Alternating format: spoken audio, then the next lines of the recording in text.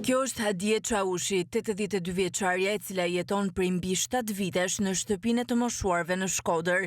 Dikur dërgimi i prindërve të moshuar në azil konsiderohej tabu, sot është kthyer në realitet, e nesër mund të kthehet në një traditë, teksa në themel të këtij fenomeni është emigracioni.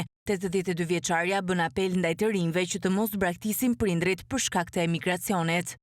Po, duhet të mos i lajnë vetëm. Ti majnë pranë, të që i kira që kjo emigracioni. Sa jo, më kam pa të fëmije ime edhe këto, janë me fëmijë. Shkojnë për 3 muaj, ma par vinë të se sa rinë ati, sa ti i lajnë vetëm. Edhe kur vinë ju në rallë puna, se nuk i majnë si trajtojnë. Duhet që prindrit që majnë, mas të lëshojnë. Në migracion të gjenë mundësin. Madja ajo thekson se ka raste që familjarët nuk kujtojnë për të afërmit e tyre, as kur ndërrojnë jetë pranë shtëpisë të moshuarve në Shkodër.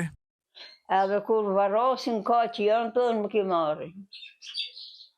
S'ka ma të merë, se unë jam rritë me fejtë gjomia plumbit. A ka ndryshuar kohrat e përkujdesis në prindërve atë? Ja, ka ndryshuar shumë, nuk ka si dikur.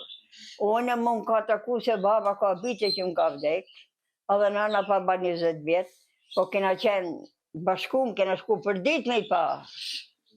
Në spital, kur kishë nevojë, rishim të koka, i rishim, nërshim shumë të shjatë, nërshim. Që si edhin këtu, ju që i mungon shërbimi, kur ke fëmijë, i gjek zemra pak. Nuk ka si dikur kur. Pranë shtëpisë të moshuarve në Shkodër banojnë 65 persona, ajsa është kapaciteti pranë kësaj shtëpie, ndërkohë kërkesat janë në rritje vit pas viti.